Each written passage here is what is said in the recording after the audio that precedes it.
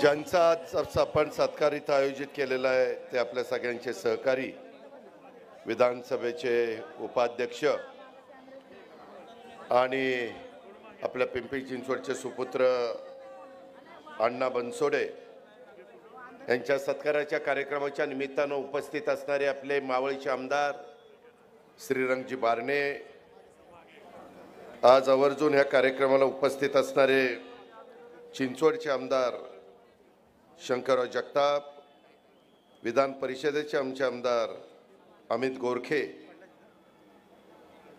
तसंच सुनील मगरे, निलेश तरस, योगेश भर, विलास लांडे, चंद्रकांतताई सोनकांबळे, नाना काटे, मंगलाताई कदम, शमीम पठाण, भाऊसाहेब भोयर, मोरेश्वर बोंडवे, बबनराव गाडवे, गोरक्ष लोखंडे, पंडित गवळी, कविता लाट, वैशाली काळभोर, इरफान सय्यद, सदाशिवराव खाडे, आर एस कुमार, कुणाल वावळकर, सुलभा उवाळे, शीतल हगवणे, सतीश दरेकर, अपर्णा डोके, संतोष कोकणे, विकासाबा ताकोणे, श्याम लांडे, राजेंद्र जगताप, प्रभाकर वागिरे, विनोद नडे, विजय लोखंडे, प्रशांत शितोळे, प्रसाद शेट्टी, फजल शेख, मीना नाणेकर, अतुल शितोळे, मयूर कलाटे, उल्हास शेट्टी, राजू दुर्गे, सुखदेवी नाटेकर, नामदेव ढाके, शत्रुघ्न काटे, सुषमा गावडे, सतीश मस्के, सुजाता पलांडे, प्रज्ञा खानोलकर, मोहम्मद पानसरे, अमीनाताई पानसरे, सुरेखा लोंडे,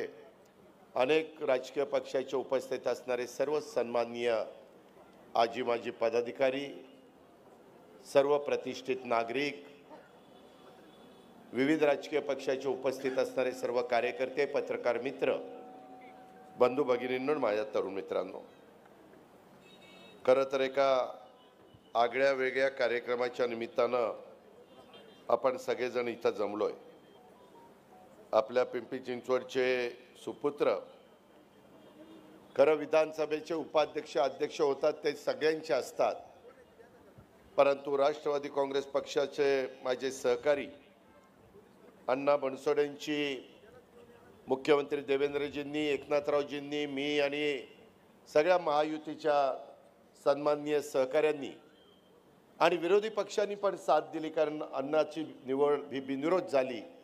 त्याच्यामुळं विरोधी पक्षाच्या पण सगळ्या सहकारी मित्रांनी त्याच्यामध्ये दिलदारपणा दाखवला, मोठेपणा दाखवला आणि अण्णांच्यासारख्या एका कार्यकर्त्याला तिथं बिनविरोध विधानसभेचं उपाध्यक्ष करण्याच्या करता सगळ्यांनी पाठबळ दिलं, पाठिंबा दिला, ते उभ्या महाराष्ट्राने बघितलं. अण्णा तसा गरीब कुटुंबामध्ये जन्माला आलेला कार्यकर्ता. मी ज्यावेळेस 91 साली तुमचा सगळ्यांचा खासदार झालो, त्यावेळेसची राजकीय परिस्थिती, त्यावेळेसची लोकसंख्या, त्यावेळेसची शहर आणि आताचं शहर याच्यामध्ये जमीन आसमानाचा फरक पडलेला आहे. आणि त्या काळामध्ये मी अनेक कार्यकर्त्यांना तसं वेगळी छोटी छोटी गावं एकत्र येऊन त्या गावांची नगरपालिका नंतर महानगरपालिकेमध्ये रूपांतर झालं. स्वर्गीय अण्णासाहेब मगर असतील, त्याच्यामध्ये घारेसाहेब असतील, त्याच्यामध्ये रामकृष्ण मोरे साहेब असतील, अनेकांचा त्यामध्ये मोठा सिंहाचा वाटा आहे.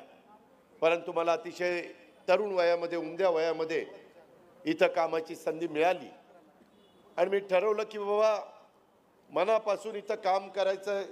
सगळ्या जाती धर्माची लोक गुण्या गोविंदांनी राहतात. मी भारत म्हणून ह्या पिंपरी चिंचवडकडं, ह्या कष्टकरी नगरीकडं, ह्या कामगार नगरीकडं बघितलं जातं आणि त्याच्यामध्ये आपण सगळ्यांना बरोबर घेऊन विकास साधायचा. आणि ते मनावर घेतल्यानंतर त्यावेळेस एक काँग्रेस होती, आम्हाला तिन्हीच खासदार केलेलं होतं. नंतर आम्ही लोकांनी वांगं वळून बघितलं नाही. अनेक नवीन नवीन कार्यकर्ते तयार करण्याचं काम हे गेल्या 25-30 वर्षामध्ये आम्ही सगळ्यांनीच केलं. प्रत्येकाला आयुष्यामध्ये संधी मिळते अशातला काही भाग नाही आणि त्याच्यामध्ये काहींना संधी मिळते, काहींना थोडंसं थांबावं लागतं, काहींना वाटतं की बाबा आपल्याकडे दुर्लक्ष करतात का काय. परंतु तशा प्रकारची भावना कुठल्याही राजकीय पक्षाच्या नेत्याची नसते. आणि त्याच्यातून अण्णा जरी उपाध्यक्ष असला तरी जसं आपल्या विधान परिषदेमध्ये गोरेताई ह्या उपाध्यक्ष आहेत, परंतु त्यांना कॅबिनेट मिनिस्टरचा दर्जा आहे. माझं मुख्यमंत्र्यांशी बोलणं झालं. मी मुख्यमंत्र्यांना विनंती केली की मुख्यमंत्री महोदय, आपण अण्णाला पण कॅबिनेट मिनिस्टरचा दर्जा त्या ठिकाणी देऊया. आणि तशा पद्धतीनं मुख्यमंत्र्यांनी पण हो म्हणून सांगितलेलं आहे. ते लवकरच आम्ही करून दाखवू. काम करत असताना अनेक छोटे मोठे कार्यकर्ते, त्यांची जात बघितली नाही, धर्म बघितला नाही, पंथ बघितला नाही, तो खऱ्या अर्थाने सर्वसामान्य लोकांच्या मध्ये शिरून काम करतोय का? आणि अक्षरशः पानाची टपरी चालवणारा एकेकाचा अण्णा बनसोडे बघता बघता नगरसेवक झाला, त्याच्यानंतर स्टँडिंग कमिटीचा चेअरमन झाला, 3 वेळा विधानसभेचा सदस्य झाला. आता त्या ठिकाणी विधानसभेमध्ये उपाध्यक्ष म्हणून ते तालिकेत त्या खुर्चीवर बसणार आहेत. त्यांच्या हातात पण बऱ्याच काही गोष्टी असतात. आश्वासन समिती आणि वेगवेगळ्या कमिटीचे प्रमुख हे देखील उपाध्यक्ष असतात. अण्णाला वेळ द्यावा लागेल. मी मगाशीच आलो त्यावेळेस माझं थोडंसं आमच्या सहकाऱ्यांशी बोलणं सुनील मगरेंशी झालं. त्यावेळेस मी सांगितलं की अण्णाला पिंपरी आणि इकडचा सगळा परिसर बघत बघत राज्यामध्ये देखील फिरावं लागेल, तिथंही वेळ द्यावा लागेल. प्रत्येकाला आपला आपला पक्ष त्या ठिकाणी वाढवायचा असतो. आज सर्व पक्षीय अण्णांचा नागरिक सत्कार करण्यात आला. मगाशी सोनकांबळेताईंनी थोडीशी काही वेदना इथं बोलून दाखवली. हे खरं आहे की 3 पक्ष असले तरी त्याच्यामध्ये चौथा रामदास आठवलेंचा देखील RPI पक्ष त्याच्यामध्ये आहे. आणि RPI स्वतः आठवले साहेब हे केंद्रामध्ये मंत्री असल्यामुळं त्यांना पण तितकंच महत्त्व आहे. आणि त्याच्यामुळं माझ्यासहित सगळ्यांनी त्या गोष्टीची नोंद घ्यावी अशा प्रकारची सूचना मी महायुतीच्या सर्व माझ्या सहकारी मित्रांना या निमित्तानं करीन. हे सगळं करत असताना अण्णाला एकदा अपयश पण आलं. त्यावेळेस मला वाटतं गौतम चाबुस्कार इथं निवडून आला, परंतु आपला अण्णा हा कधी खचून गेला नाही. त्यानं त्याचं झोपडपट्टीमध्ये असेल, बाकीच्या ठिकाणी असेल, काम चालू ठेवलं आणि त्याच्यातून पुन्हा तो जोमाने कामाला लागला आणि त्याच्यातून पुन्हा निवडून आला. आणि आम्ही काय भाषणं केली ती तुम्ही विधानसभेमध्ये ऐकलेले, त्याच्या खोलामध्ये मी जात नाही. परंतु 12वीपर्यंत शिक्षण घेतलेला अण्णा नंतर ITI केलं, बांधकाम व्यावसायिक. खरं तो मोहोळ तालुक्यातलं सोलापूर जिल्ह्यातल्या मोहोळ तालुक्यातलं त्याचं मूळ गाव. परंतु खूप लोक हे आपल्या इथं कामाच्या धंद्याच्या निमित्तानं, नोकरीच्या निमित्तानं, व्यवसायाच्या निमित्तानं इथं येऊन राहिलेले आणि ते इथलेच झाले. तसं बघितलं तर मी ज्यावेळेस 91ला इथं आलो त्यावेळेस गाववाले आणि बाहेरचे अशी चर्चा फार व्हायची. आता तेवढी होत नाही, कारण आता खूप मोठी संख्या बाहेरनं आलेली आहे. आणि त्याच्यातून आता अण्णा पण गाववाला असल्यासारखाच झालेला आहे. त्याच्यामुळे त्याला काही बाहेरचा समजण्याचं काही कारण नाही. परंतु ह्या सगळ्या गोष्टी करत असताना वेगवेगळ्या प्रकारे अण्णाला वेळ द्यावा लागेल. कारण ज्यावेळेस आपल्यावर जबाबदारी वाढते त्यावेळेस जबाबदारीचं भान ठेवून कार्यकर्त्यांना वेळ द्यावा लागतो, मतदार बंधू भगिनींना वेळ द्यावा लागतो, ज्या पक्षामध्ये आपण काम करतो त्या पक्षाला वेळ द्यावा लागतो, ज्या युतीमध्ये काम करतो त्या युतीतल्याही सहकारी मित्रांना. कारण अण्णाला निवडून आणण्याच्या करता भाजपचा पण हातभार लागलेला आहे, शिवसेनेचा पण हातभार धनुष्यबाणाचा लागलेला आहे. त्याच्यामध्ये आठवले साहेबांच्या, आमच्या सोनकांबळेताईंचा पण आठवले गटाचा RPIचा हातभार लागलेला आहे. आणि याची जाणीव ही सतत ठेवत आपण पुढं वाटचाल केली पाहिजे. शहर वेगाने झपाट्याने वाढतंय, खूप वेगवेगळ्या प्रकारच्या गोष्टी आहेत. आता हे सरकार 238 आमदार हे 288 पैकी महायुतीच्या पाठीशी आहे. देवेंद्रजी मुख्यमंत्री आहेत, एकेकाळी मुख्यमंत्री असणारे एकनाथराव उपमुख्यमंत्री आहेत, त्यांनाही अनुभव आहे राज्य चालवायचा. मी पण अनेक वर्ष 35 वर्ष राजकीय जीवनामध्ये काम करणारा कार्यकर्ता आहे. आणि त्याच्यामुळे मला महाराष्ट्रातले ग्रामीण भागातले, शहरी भागातले, डोंगरी भागातले, आदिवासी भागातले सगळ्या भागातले प्रश्नांची जाणीव आहे. काम करत असताना केंद्रामध्ये नरेंद्र मोदी आणि अमित शहांचं सरकार आहे आणि त्याच्यामुळं त्याही सरकारची मदत ही आपल्या महाराष्ट्राच्या सर्वांगीण विकासाच्या करता, राज्याला गतीनं पुढे नेण्याच्या करता ही आपल्याला सगळ्यांना घ्यायची आहे. नवीन प्रश्न काही निर्माण झालेले आहेत.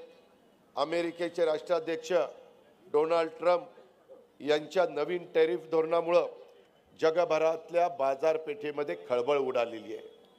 काही लोकांना त्याचा अंदाज येत नाही, परंतु अचानक आयात शुल्क वाढल्यामुळं सर्वच देशांच्या मध्ये गोंधळाचं वातावरण निर्माण झालेलं आहे. जगातले अनेक देश हे वेगवेगळ्या भागामध्ये निर्यात करतात, अमेरिकेमध्ये निर्यात करतात, त्यांनाही त्याचा फटका त्या ठिकाणी बसतोय.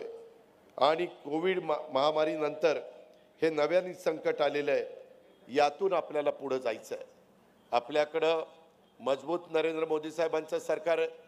मोदी साहेबांनी जगभरामध्ये खूप वेगवेगळ्या मान्यवरांच्या ओळखी करून घेतलेल्या आहेत. संबंध सलोख्याचे ठेवलेले आहेत, जिव्हाळ्याचे ठेवलेले आहेत. त्या संबंधाचा उपयोग आपल्या भारताला होतोय. आपल्या भारताला शिवशाहू फुले आंबेडकरांच्या विचारांनी आपल्याला पुढे न्यायचं आहे. त्याच्यामध्ये कुठेही काम करत असताना छत्रपती शिवाजी महाराजांनी हिंदवी स्वराज्याची स्थापना करत असताना कधी कुठल्या जातीचा, धर्माचा, पंथाचा हा राग केलेला नाही. त्यांनी सगळ्यांचा मान सन्मान ठेवला. त्यांनी सर्व जाती धर्माच्या लोकांना बरोबर घेऊन हिंदवी स्वराज्याची स्थापना केली. अनेक सरदार, अनेक दारुगोळा सांभाळणारे, वेगवेगळे क्षेत्रामध्ये काम करणारे असे वेगवेगळ्या जातीचे लोक हे छत्रपती शिवाजी महाराजांच्या आजूबाजूला असायचे आणि ह्या गोष्टीची इतिहासामध्ये नोंद आहे. हे माझ्या पिंपरी चिंचवडकरांनी, महाराष्ट्रातल्या जनतेने विसरता कामा नये.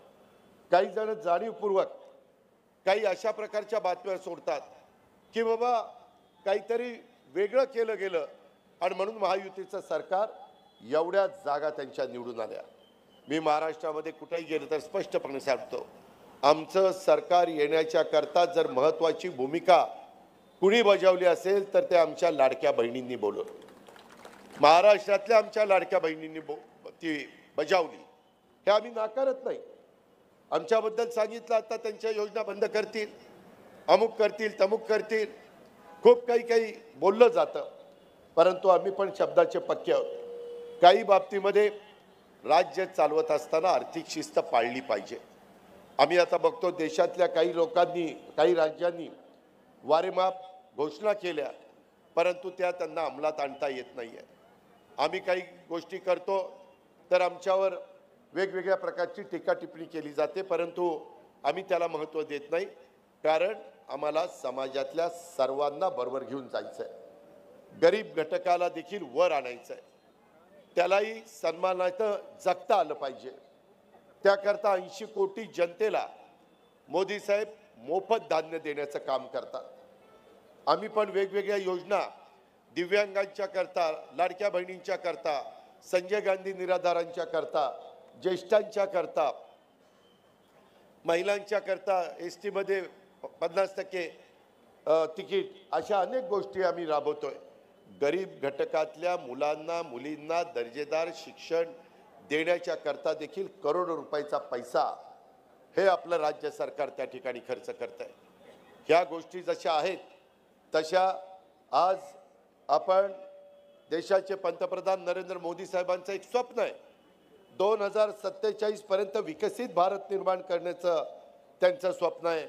आपण पुढं सध्या लवकरच $5 ट्रिलियन पर्यंत जाणार आहोत आणि त्याच्यानंतर 2047 पर्यंत आपल्याला $30 ट्रिलियन पर्यंत अर्थव्यवस्था करण्याचं आपलं लक्ष्य आहे. त्याचबरोबर महाराष्ट्राची आत्ता पण अर्थव्यवस्था देशाची $5 ट्रिलियन होईल, त्यावेळेस तुमच्या माझ्या राज्याची अर्थव्यवस्था $1 ट्रिलियन ही त्या ठिकाणी झाली पाहिजे. मित्रांनो, राज्यामध्ये देवेंद्रजींनी, एकनाथराव, आम्ही सगळ्यांनी ठरवलेलं आहे 5 वर्षाच्या काळामध्ये 40 लाख कोटी रुपयाची गुंतवणूक तुमच्या माझ्या महाराष्ट्रामध्ये झाली पाहिजे आणि 50 लाख रोजगार निर्मिती करण्याचं उद्दिष्ट आहे. देशातील एकूण गुंतवणुकीपैकी परदेशी जी गुंतवणूक होती किंवा देशाची जी गुंतवणूक होती त्या परदेशातून येणारी गुंतवणूक आणि देशातली गुंतवणूक त्याच्यामध्ये एकट्या महाराष्ट्रामध्ये 31% गुंतवणूक झालेली आहे। मी अर्थमंत्री आहे। जीएसटी देशात जेवढा जीएसटी गोळा होतो त्याच्या 16% जीएसटी एकटा महाराष्ट्र गोळा करतो। आपण त्या बाबतीमध्ये जेवढं शक्य आहे तेवढं करण्याचा मनापासूनचा प्रयत्न करतोय, परंतु हे सगळं करत असताना वेगवेगळ्या भागामध्ये समस्या वेगवेगळ्या आहेत। त्याचा उल्लेख मगाशी खासदारांनी केला, काही माझ्या आमदारांनी केला, आता निवेदन पण अनेक प्रकारची मला आलेली आहेत। त्यामध्ये मित्रांनो, मागं ह्या शहराचा विकास करत असताना आम्ही रस्ते रुंद ठेवले।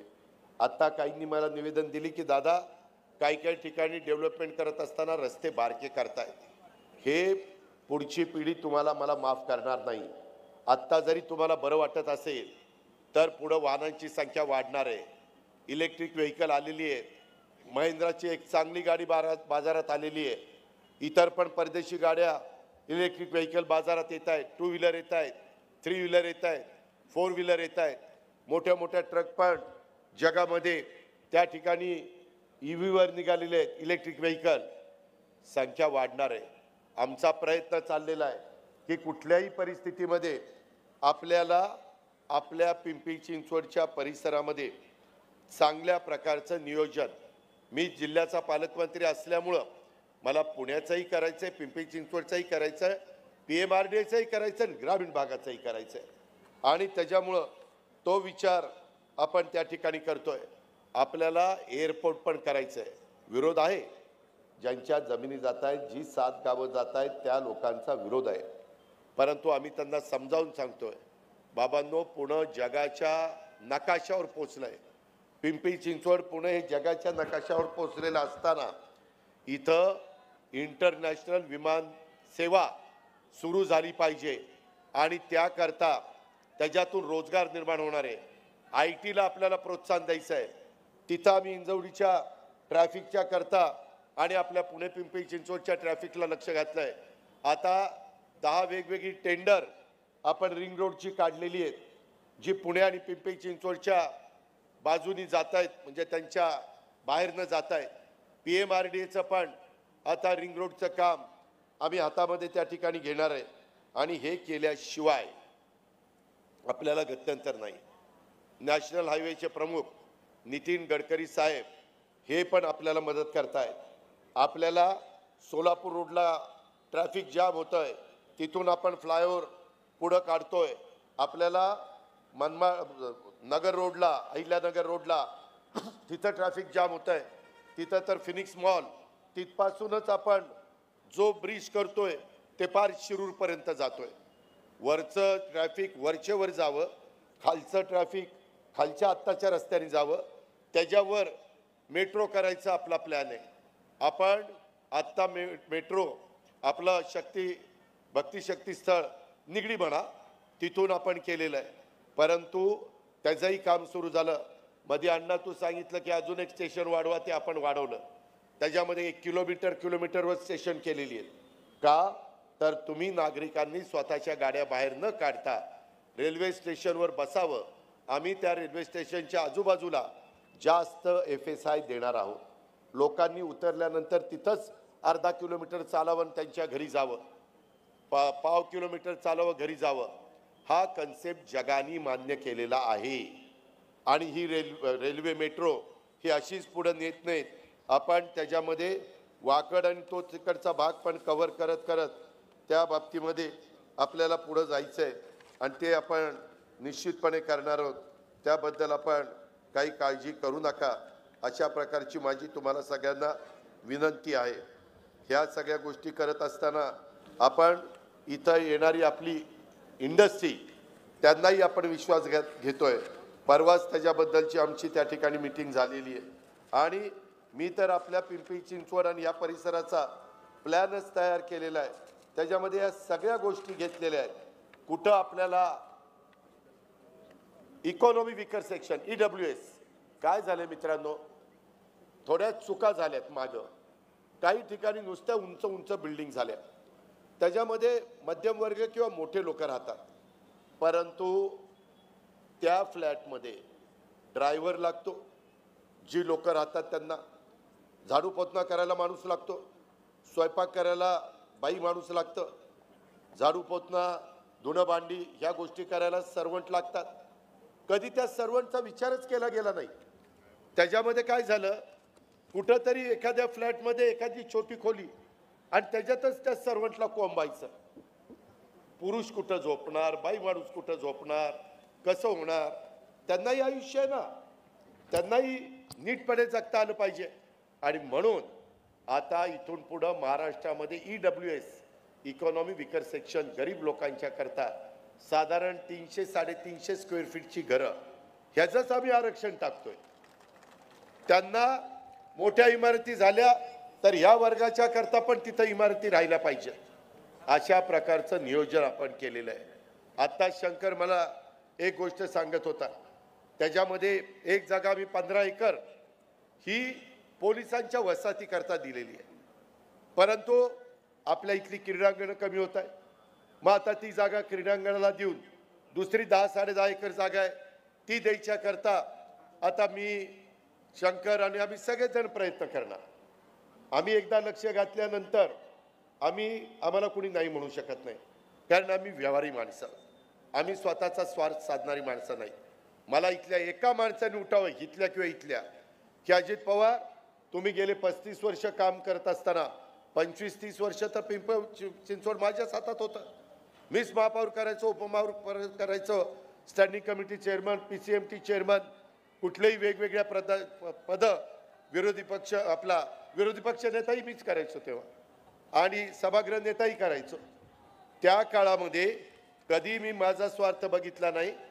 इथल्या जनतेचा फायदा कशात आहे, माझ्या मागासवर्गीय समाजाचा कशात आहे, माझ्या अल्पसंख्याक समाजाचा कशात आहे.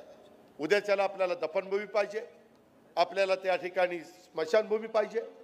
कधी ना कधी काळाच्या नियतीचं बोलवून आल्यानंतर जायचंच आहे. कुणीच कायमचं इथं जन्माला आलेलं नाही आहे. मग त्याच्याकरता काही गोष्टी करायला नको. कचऱ्याची विल्हेवाट लावणं तेही महत्त्वाची समस्या आहे. नदीच्या बद्दल आता मला निवेदन दिलंय, इंद्रायणी आणि त्या ठिकाणी पवना नदी सुधार कार्यक्रम ह्यामध्ये काहींचं वेगळं म्हणणं आहे. मी ऐकायला तयार आहे. मी जलसंपदा विभाग आयुक्त आणि बाकीच्यांना, एन्व्हायरमेंटच्या लोकांना घेऊन बसायला तयार आहे. जर कुणाच्या बोलण्यात तथ्य असेल, आम्ही एखादा निर्णय घेत असू, बहुमताच्या जोरावर घेत असू, आणि ते उद्याच्या काळामध्ये जनतेच्या अडचणीचं ठरणार असेल, तर पिंपरी चिंचवडकरांनो त्याच्यामध्ये 2 पावलं पुढं मागं सरकायची आमची तयारी आहे. फक्त ते सिद्ध झालं पाहिजे. त्याच्यातनं ते म्हणतात ते सांगितलं आणि त्याच्यातनं आपली पाण्याची वाहून नेण्याची क्षमता कमी होणार असेल आणि ते पाणी उद्या पूर आल्यानंतर आमच्या शहरामध्ये येणार असेल आणि त्याच्यातनं गरीब वर्गाला आणि इतर मध्यमवर्गीयाला त्रास होणार असेल, तर ते कसं आम्ही करून देऊ. त्याच्यामुळे त्याहीबद्दल मला निवेदन दिलेले आहेत. मी त्याच्याहीमध्ये लक्ष घालतो. मी आपल्याला सगळ्यांना सांगू, आपल्याला ब्लू लाईन रेड लाईन ह्याच्याही काही प्रश्न निर्माण झाले आणि त्याच्यामुळं आपल्याला नदीचा कार्यक्रम करावा लागणार आहे. तो करत असताना पर्यावरणाला कुठंही धक्का लागता कामा नये. पण कुठं वर्षानुवर्ष पिढ्यानपिढ्या कित्येक हजार वर्षापूर्वी पृथ्वी निघालेली आहे आणि त्याच्यातनं जर गाळ कुठं साठला असेल, बेटं झाली असतील, त्याच्यातनं पाणी व्हायचं प्रमाण कमी झालं असेल, म्हणून ते पाणी बाहेर येण्याचं काम करत असेल, तर तिथंही आपल्याला, जसं आम्ही महात्मा फुले जलभूमी अभियानातनं तळ्यातला गाळ काढतो, पाणी साठा वाढण्याच्या करता खूप वेगवेगळ्या प्रकारच्या योजना आहेत, तशा पद्धतीनं आपल्याला इंद्रायणी आणि आपली असणारी पवना इथं काम करावं लागणार आहे. आपल्याला त्याच्याशिवाय गत्यंतर नाही. परंतु त्या संदर्भामध्ये जे काही आमच्या लोकांना सांगायचं आहे ते मी ऐकण्याची माझी तयारी आहे. त्याचबरोबर टाटाची धरणं पाठीमागच्या काळामध्ये लोकसंख्या कमी होती. 91ला अजित पवार इथं खासदार होता तेव्हा हवेली विधानसभा मतदारसंघ एकच होता. फक्त मुळशीचा काही भाग, मला वाटतं इकडचा थोडा सांगवी आणि इकडचा तो तिकडे जोडला गेलेला होता अशोक मोळांच्या मतदारसंघात. नाहीतर एकच 1.25 मतदारसंघ असेल. आता 3 झालेत. आणि उद्याच्या 29ला आपल्या इथं 5 विधानसभा मतदारसंघ झाले तर आश्चर्य वाटून देऊ नका. 2 चिंचवडमध्ये होतील, 2 भोसरीमध्ये होतील आणि 1 पिंपरीमध्ये होऊन अजून काही एखादा थोडासा वाढण्याची शक्यता नाकारता येत नाही. त्याच्यात आपण वेगवेगळ्या सहकाऱ्यांना प्रतिनिधित्व देऊ, त्याबद्दल काळजी करू नका. पण लोकसंख्या वाढतीये. आता आपल्याला पवनेचं पाणी कमी पडायला लागलंय. आपल्याला भामा आसखेडचं काही पाणी आपण घेतोय, आंध्र प्रकल्पाचं पाणी घेतोय, तरी देखील पाणी कमी पडतंय. माझ्याकडे आता जी नोट आहे ती 2041ची आहे. त्यावेळेस आपली लोकसंख्या 61 लाख होणार आहे अंदाज आहे. कारण ती लोकसंख्या वाढवायला फार काही करावं लागत नाही. लोकांनी मनावर घेतलं की लोकसंख्या वाढते. त्याच्यातनं गमतीचा भाग जाऊ दे, नाही तर ब्रेकिंग न्यूज अजित पवार घसरला असं बोलला, तर खरी बोललो तरी असं बोलला. मित्रांनो, त्यामध्ये आपण सगळ्यांनी नीटपणे विचार केला पाहिजे. त्यामध्ये लोकसंख्या जर तेवढी वाढली तर आहे ते पाणी आपल्याला पुरणार नाही. मी टाटाचं एक 12 TMCचं धरण आहे.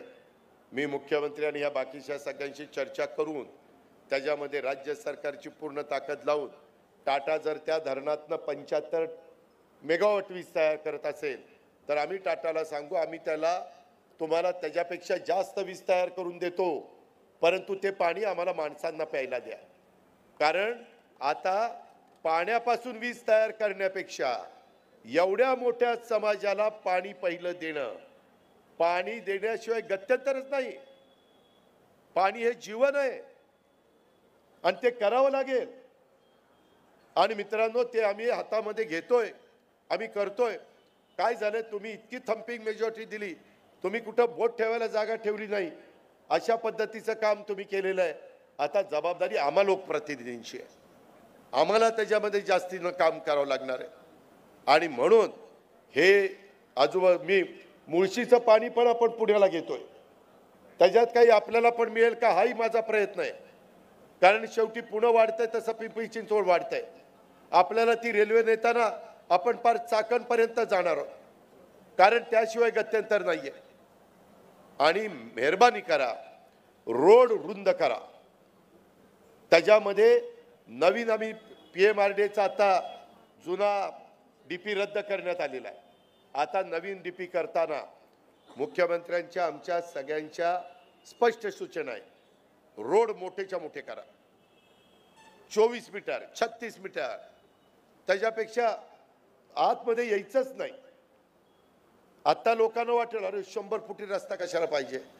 अरे पूर्वीचे रस्ते आपल्याला आता बारके पडायला लागलेत.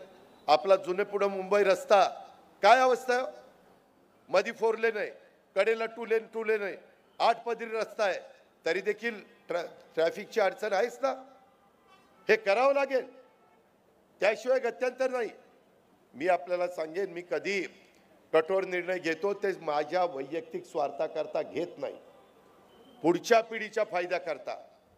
आपलं शहर नियोजनबद्ध पद्धतीनं विकसित झालं पाहिजे. इथं वेगवेगळ्या प्रकारच्या ज्या गरजा माझ्या पिंपरी चिंचवडकरांना लागतात, मूलभूत गरजा, त्या इथं तयार झाल्या पाहिजेत. त्याच्याशिवाय माझा पिंपरी चिंचवडकर पुण्याला जायचं बंद होणार नाही. आता पुण्यामध्ये जायची बऱ्याच पिंपरी चिंचवडकरांना गरज भासत नाही. बऱ्याच काही चांगल्या गोष्टी आता आपल्या इथं आल्या. चांगले एज्युकेशन इन्स्टिट्यूट आलेले अजूनही वाढत आहे. चांगल्या पद्धतीनं मॉल आलेले आहेत. अजूनही आपल्याला वेगवेगळ्या पद्धतीनं काही गोष्टी करायच्यात. सायन्स पार्क झालेलं आहे, ॲटो क्लस्टर झालेलं आहे, एक्झिबिशन सेंटर आपण त्या ठिकाणी करतोय, CP कार्यालय आपण उत्तम करतोय, आपण त्याच्यामध्ये पोलिसांची वसाहत उत्तम करतोय. नवीन आपल्या सर्वांना अभिमान वाटेल अशा पद्धतीनं पिंपरी चिंचवड महानगरपालिकेचं जी नवीन वास्तू आपण करतोय, 500 कोटीपेक्षा जास्तीचा तो त्या ठिकाणी खर्च आहे. पण उद्याची 50 वर्ष डोळ्यासमोर ठेवून ते केलेलं आहे, ते आपण लक्षामध्ये घ्या. अशा खूप गोष्टी, इंडस्ट्रीच्या ज्या जागा आहेत MIDC मध्ये पण स्लम आहे, त्याच्यात MIDC आणि SRA आणि माडा यांना एकत्र येऊन कसं करता येईल त्याही आपल्याला करावं लागणार आहे. आणि सुदैवाने देवेंद्र फडणवीस, एकनाथराव आम्ही सगळेजण पॉझिटिव्ह विचाराचे आहोत आणि त्याकरता ह्याच्यातनं मार्ग हा काढला जाणार आहे. तशा प्रकारची तयारी आणि कामाला सुरुवात देखील त्या ठिकाणी करण्यात आलेली आहे. त्याच्यामध्ये वेगवेगळ्या प्रकारे आपण जे काही प्रोजेक्ट राबवतो त्याच्यामध्ये पण स्पोर्ट्स असेल, वेगवेगळे ज्या मूलभूत गरजा माझ्या पिंपरी चिंचवड महानगरपालिकेला त्या ठिकाणी लागतात, ह्या सगळ्या गोष्टीचं आपण त्याच्यामध्ये हे विजन आपण पुढचं 50 वर्षाचं डोळ्यासमोर त्या ठिकाणी ठेवलेलं आहे. ह्याही बद्दलची मी आपल्याला सगळ्यांना माहिती दिलेली आहे. मी आपल्याला एक गोष्ट सांगतो की 1991ला मी ज्यावेळेस तुमचा खासदार झालो त्यावेळेस आपली लोकसंख्या 6 लाख होती, पिंपरी चिंचवडची म्हणतो मी. 2001ला ती 10 लाख झाली, 4 लाखांनी वाढली 10 वर्षात. 2011ला 17 लाख झाली, 7 लाखांनी वाढली. 2021ला 28 लाख झाली आणि 2031ला ती 42 लाख होणार आहे आणि 2041ला ती 61 लाख होणार आहे. म्हणजे 91च्या 40 वर्षांनी, 40 नाही 50 वर्षांनी जवळपास 10 पट लोकसंख्या वाढणार आहे. मग रस्ते मोठे करायला नको, क्रीडांगण असायला नको, उद्यानं असायला नको, वेगवेगळ्या सुविधा तुम्हाला द्यायला नको, पाणी जास्त तुम्हाला उपलब्ध करून द्यायला नको. हे केल्याशिवाय गत्यंतर नाही. आणि ही मेथड जी काही सिटी पॉप्युलेशनचा ग्रोथ आणि प्रोजेक्टेड पॉप्युलेशन ह्याच्यातनं अभ्यास करून ही सगळी काढलेली आहे. उगीच ढगात गोळ्या मारत बसलेलो नाही आहे. त्याच्यामुळं पिंपरी चिंचवडकरांनो, मी तुम्हाला सांगतो, आज तुमच्यामुळं मला 6 वेळेला उपमुख्यमंत्री पद त्या ठिकाणी मिळालेलं आहे. मी त्याच्यामध्ये समाधानी आहे. पण मला ज्या जनतेने मला प्रेम दिलंय, आशीर्वाद दिले, भरभक्कम पाठिंबा दिलाय, त्यांच्याकरता देखील अशा काही गोष्टी करायच्या की देशामध्ये आपला परिसर, आपला इकडचं सगळं काम हे नंबर 1चं त्या ठिकाणी झालं पाहिजे. याही गोष्टी आपण लक्षात घ्या. आत्ता कालच मी काही भाग शंकरच्या मतदारसंघात येतो, काही भाग तिकडच्या मुळशी मतदारसंघात, दोघंही शंकरच आहेत, शंकर मांडेकर आणि शंकर जगताप. महादेवाचे दिवस आहेत सध्या. आणि त्याच्यामुळं तिथं 120 एकर जमीन आम्ही यशदाला घेतली. तिथं मी काल अंतिम निर्णय घेतला 800 ते 900 कोटी रुपयाचं. किती?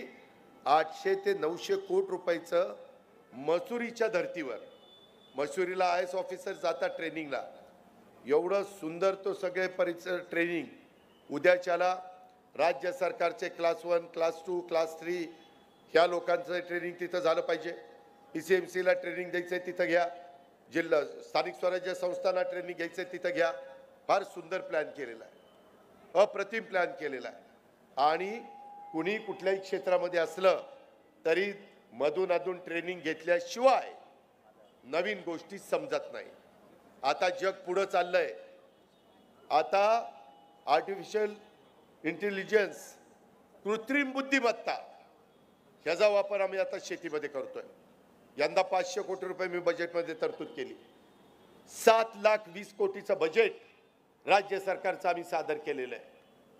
आणि त्याच्यातून सगळ्या समाजाला कसं पुढे घेऊन जाता येईल हा आमचा सगळ्यांचा प्रयत्न आहे. इन्फ्रास्ट्रक्चरला आम्ही प्राधान्य दिलेलं आहे. आम्ही का मेट्रो पुढे पिंपरी चिंचवडमध्ये वाढवायची म्हणतो का, तर मोदी साहेबांनी पण सांगितलंय की त्याचा प्लॅन इस्टिमेट होईल, त्याची 20% रक्कम केंद्र सरकार देईल, 20% राज्य सरकारमध्ये आम्ही तिथं देऊ, 10% त्या कॉर्पोरेशन देतील आणि 50% आपण लोन काढणार आहोत. या पद्धतीनं आपल्याला सगळ्यांना काम मित्रांनो त्या ठिकाणी करायचं आहे. आणि म्हणून रिंग रोड आणि या बाकीच्या सगळ्या गोष्टी केल्याशिवाय कदाचित रिंग रोडमध्ये काहींची घरं जातील. काहींच्या विहिरी जातील, काहींच्या प्रॉपर्ट्या जातील, म्हणून म्हणजे मी तुमच्या वाईटावर उठलोय असं समजू नका. ते केल्याशिवाय मी नेहमी सांगतो 5% लोकांना कधी कधी त्रास होतो, पण 95% लोकांना सुविधा देण्याकरता 5% लोकांची नाराजी नाईलाजास्तव घ्यावी लागती. फक्त त्या 5% लोकांना वाऱ्यावर सोडायचं नाही, त्यांची पर्यायी व्यवस्था चांगली करायची, त्यांचंही समाधान झालं पाहिजे. कित्येक पिढ्या ते राहत असतात, ते सहसा तिथून बाजूला जायला थोडंसं काकू करतात. ही पण गोष्ट आपण सर्व सहकारी मित्रांनी या निमित्तानं ध्यानामध्ये घेतली पाहिजे. अशा प्रकारची माझी तुम्हाला सगळ्यांना आग्रहाची त्या ठिकाणी विनंती राहणार आहे. त्याचबरोबर आत्ता आपली रेल्वे ही भक्तिशक्तीपासून दापोडीपर्यंत त्या ठिकाणी आहे. भक्तिशक्ती निगडी नाही, आत्ता चिंचवड म्हणजे चिंचवड पिंपरीपासून दापोडीपर्यंत आहे, पुढं ती स्वारगेटपर्यंत जाते, ती आम्ही कात्रजपर्यंत नेणार आहे. परंतु आता भक्तिशक्तीपर्यंत ती नेण्याचं काम हे आपण तुम्ही आम्ही त्या ठिकाणी सुरू केलेलं आहे. त्याचबरोबर आपण बसचं पण PMPMLच्या व्यवस्थितपणे रूट कसे डेव्हलप करता येतील ह्याही पद्धतीचा प्रयत्न करतोय. आणि तुम्हाला आश्चर्य वाटेल, आपल्या इथं नद्या गेलेल्या असल्यामुळं त्या नद्यांच्यावर अनेक प्रकारचे ब्रिजेस हे आपण त्या ठिकाणी करतोय. तोही आकडा खूप मोठा त्या बाबतीमध्ये आहे. याही बद्दलचं नियोजन आपण केलेलं आहे. रिवाइज ड्राफ्ट DP हाही आपण त्या निमित्तानं करतोय. ह्याच्यामध्ये कारण नसताना कुणाला आरक्षण टाकायचं हा आमचा अजिबात दृष्टिकोन नाही आहे. याबद्दलची पण नोंद आपण सगळ्यांनी या निमित्तानं घ्यावी. वॉटर ट्रीटमेंट प्लांट हे आपल्याला वाढवावे लागणार आहेत. सिवरेज ट्रीटमेंट प्लांट हे आपल्याला नदी सुधार कार्यक्रमाच्या निमित्तानं करावे लागणार आहेत. त्याशिवाय सॉलिड वेस्ट मॅनेजमेंट ही आपल्याला त्या निमित्तानं करावी लागणार आहे. ह्या सगळ्या गोष्टीचा अंतर्भाव आपण या निमित्तानं केलेला आहे. ह्या पण गोष्टीची नोंद तुम्ही सगळ्यांनी ह्या सभेच्या निमित्तानं, हा जरी अन्नाचा सत्कार असला तरी त्या सत्काराचं निमित्त साधून ह्या गोष्टी आपण करतोय. वेगवेगळे नाले ह्याचं पण अतिक्रमण काढण्याचं काम आपण या निमित्तानं करतोय. अशा खूप काही गोष्टी ह्या पिंपरी चिंचवड शहराच्या दृष्टिकोनातनं आपण हातामध्ये घेतलेल्या आहेत. वेळ पण बराच झालेला आहे आणि पुढं पण आज काही लग्नाची तीथ आहे, आपल्यालाही बऱ्याचशा ठिकाणी त्या बाबतीमध्ये जायचं आहे. परंतु पिंपरी चिंचवडकरांनो, आता माझ्या जोडीला अण्णा पण आलेला आहे. केंद्रातली काही कामं असतील तर आमच्या श्रीरंग बारणे त्या ठिकाणी करतायत. केंद्रातल्या महत्त्वाच्या मान्यवरांच्या माझ्या अतिशय चांगल्या ओळखी आहेत, त्याच्यावर तिथंही अडचण नाही. देवेंद्रजींचं पण जाणं येणं असतं, एकनाथरावजींचं पण जाणं येणं असतं.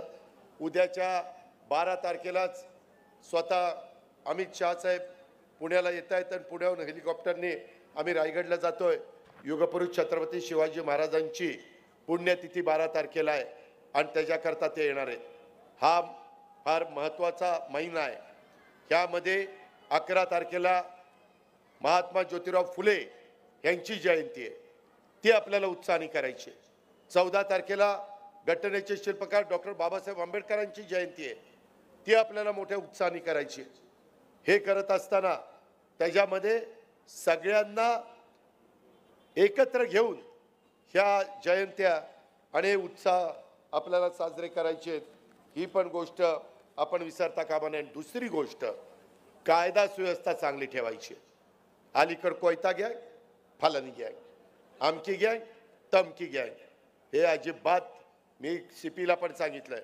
आता तुमचं ऑफिस करून देतोय, सगळ्या काही गोष्टी करून देतोय. CPचं तर कार्यालय इतका सुंदर प्लॅन केला आहे, झाल्यावर पण तुम्ही बघाल. ज्या ज्या गोष्टी करतोय करताना एक प्लॅन करत नाही, 5-6 आर्किटेक्टला सांगतो आम्हाला हे एक पाहिजे, 5 ऑप्शन द्या. त्याच्या 5-6 मध्ये ज्याचा ऑप्शन चांगला असेल ते फायनल करायचं. हा जवळचा हा लांबचा वगैरे भानगडी नाही. त्यामध्ये ज्याचा चांगला असेल, जो उद्याचा बरेच वर्ष डोळ्यासमोर ठेवून विचार करेल, अशा पद्धतीनं आपण पुढे जातोय.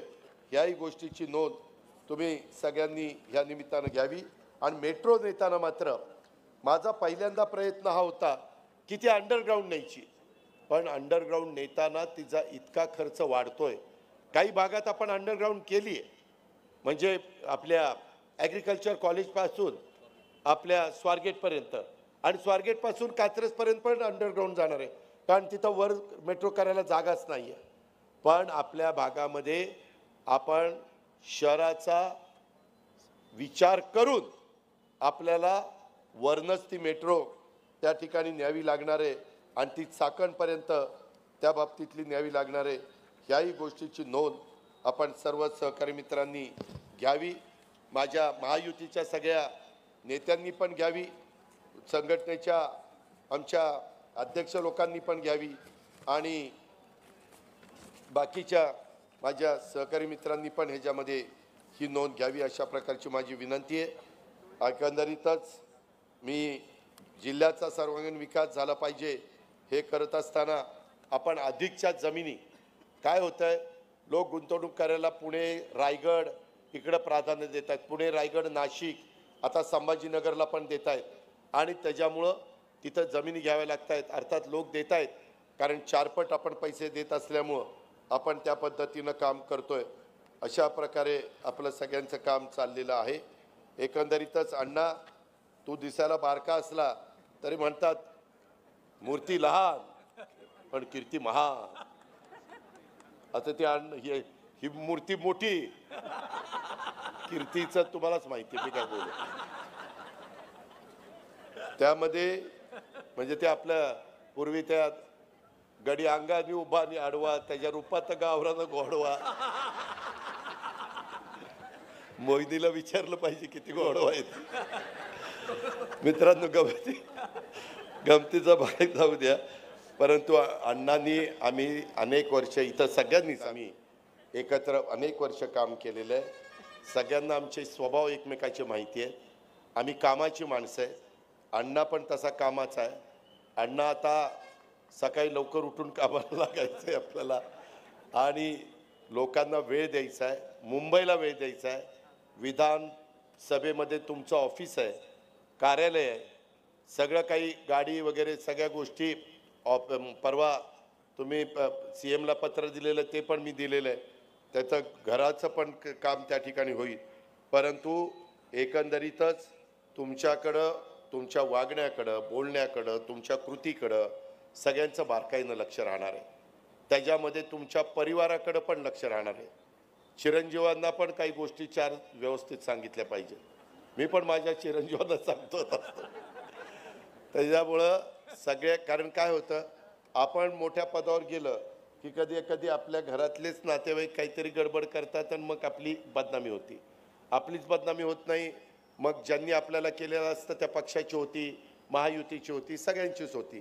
त्याच्यामुळं फार भान ठेवून जेवढी महत्त्वाची पदं तेवढे कष्टही जास्त घ्यावे लागतात, वेळ पण जास्त द्यावा लागतो आणि नीटपणे काम त्या ठिकाणी करावं लागतं। एकंदरीतच कुठेही भेदभाव न करता सर्वांना समान न्याय कसा मिळेल, समान संधी कशी मिळेल, तो मागासवर्गीय समाजातनं आलेला आहे, आपल्या त्या समाजाला कसा आपल्याला न्याय देता येईल, आपल्या आदिवासी समाजाला कसा न्याय देता येईल, आपल्या अल्पसंख्याक समाजाला कसा न्याय देता येईल, आपल्या इतर मागासवर्गीय समाजाला कसा, असं कुणाला वाटता कामा नये आपल्या कामातनं याला ही एकाच जातीचा विचार करतोय अशा पद्धतीचा शिक्का आपण कुणी लोकप्रतिनिधी या नात्यांनी आपल्यावर बसून द्यायचा नाही।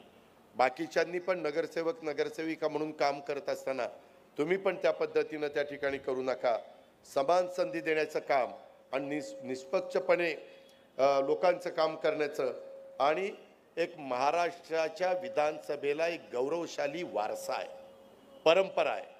खूप मोठी मोठी लोक त्या पदावर त्या ठिकाणी बसलेली आहेत आणि त्या परंपरेचं पालन करण्याचं काम हे तुमच्याकडनं होईल। तुम्ही तर शब्द दिलेलाच आहे, परंतु त्या पद्धतीनं ते झालं पाहिजे आणि याची मला खात्री आहे की तुम्ही ते कराल। सभागृहातील कामकाजाचा दर्जा कसा आपल्याला सुधारवता येईल, सभागृहाची उंची ही कशी आपल्याला वाढवता येईल हे निश्चित करण्याची जबाबदारी त्या पीठासीन अधिकाऱ्याची म्हणजे विधानसभेच्या अध्यक्षाची उपाध्यक्षाची असते आणि हे निश्चित करण्याची जबाबदारी उपाध्यक्ष म्हणून आपले सुपुत्र अण्णा बनसोडे हे प्रामाणिकपणे पार पाडतील याबद्दल देखील मी खात्री बाळगतो। त्यांना मिळालेल्या पदाला ते योग्य न्याय देण्याचं काम करतील। आपल्या प्रत्येक पिंपरी चिंचवडकरांना मान अभिमानाने उंचावली जाईल, अभिमानाने ताठ होईल अशाच पद्धतीचं काम अण्णाच्या हातनं घडेल अशा प्रकारची अपेक्षा व्यक्त करतो। आणि खरं तर मी काही जास्त शेरशायरीमध्ये जात नाही।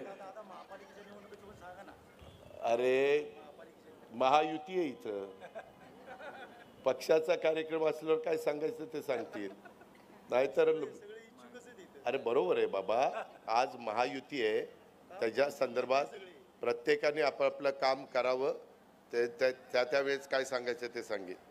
खामोशी से अपनी मेहनत को अंजाम दो, विलास लांडे, खामोशी से अपनी मेहनत को अंजाम दो, कामयाबी शोर मचाएगी, जब नाम होगा रोशन हर एक मुकाम पर। यानी तुमची कामयाबी शोर मचाएगी जब नाम होगा रोशन हर एक मुकाम पर।